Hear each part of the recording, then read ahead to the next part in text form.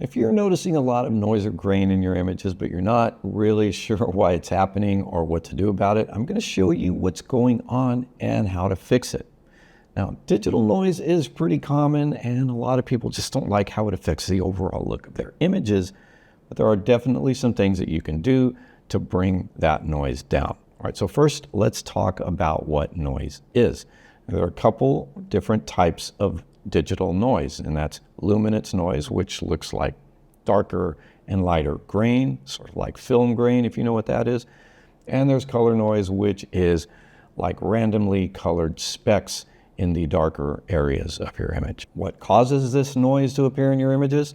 Well, remember that in digital photography, everything's about capturing light onto a sensor. And if not enough light is making it to the sensor, there's going to be problems recording the image properly. And you'll either have to boost the exposure with ISO, or you're going to end up trying to brighten up parts of the image in Lightroom or Photoshop. And when you bring up underexposed areas like that, either in camera with ISO or later in post, you're going to get that digital noise. So how do we prevent or at least minimize this kind of effect from the start? And that's if you want to. Sort of a side note, lots of times you do want that digital noise or that sort of grainy effect in your images, for the look that you're going for. I experiment with that a lot. And I come from a film background, so that grain is sort of something I've always liked to look up. So sometimes I want that in there in my digital photos, but not usually. So basically, you want to keep your exposure in check. All right, that's very important. That means don't underexpose areas of your image unless you intend for those areas to end up looking dark in the final image, and that's sometimes what we are trying to do. Maybe you like some of your images to have a lot of dark shadows in them, all right? And so if you're trying to do that, that's fine. Now with regular photography, in ideal situations, you're going to want to keep your ISO on lower settings if you can. And you'll also want to set your camera to save the images that you take in RAW, all right, as RAW files, because you'll have more clean image data to work with later in post if you need it. What I notice is that a lot of beginners find that they're having problems with noise when they start shooting in manual mode. Some of the more intermediate or advanced photographers are going to inevitably advise newer photographers to start shooting in manual mode, because you really should, if you want to go from just shooting on auto all the time to having a little bit more control with your images. But in doing so, when you're getting started and you don't know what all the camera settings are for, or how to use them, or how they interact with each other, you will sometimes unintentionally underexpose your images, and later find that in order to see the images properly, everything's going to have to be boosted so high that the noise also gets boosted. In other words, you're visually amplifying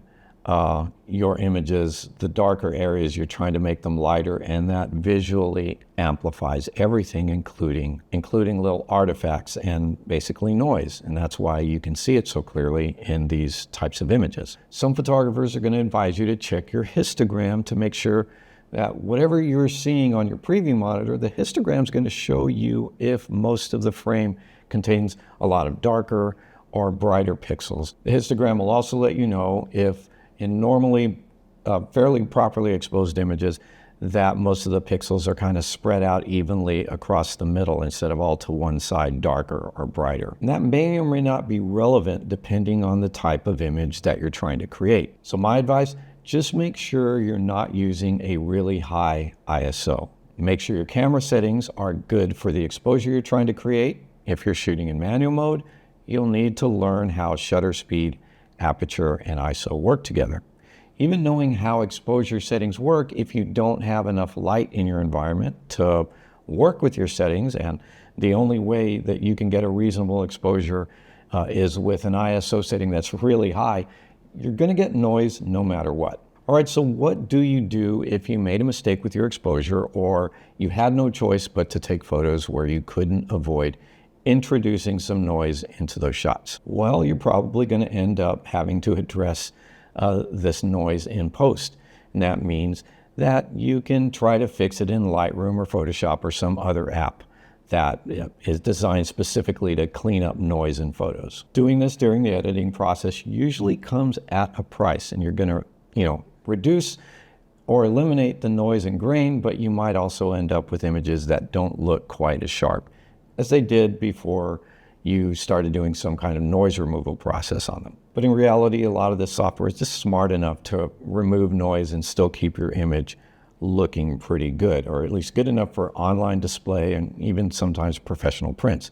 You'll just have to experiment to find the right combination of settings for your particular image. The best approach if you want to avoid visible noise is to keep it at a minimum to begin with. And that means learning how your exposure settings work. You want to learn how they work together. They're interdependent. And you also want to create images that you won't have to brighten up later in your editing. And sometimes that means bumping up the exposure slider in Lightroom or brightening up the shadows. You're going to end up seeing that noise. Now, if you record your images in RAW, you're going to have more data to fall back on in case you do have to do some heavy editing or noise reduction in post. So much of this has to do with problems that new photographers have when they only shoot with available light. And that's why it's so important, in my opinion, to learn flash photography. Because with flash, you've got a lot more control over your lighting and you can avoid problems like noise. If you want to learn all about flash and exposure settings, you can check out my links below. Don't forget to subscribe, comment, like this video. I think that's about all I've got for you today. See you next time.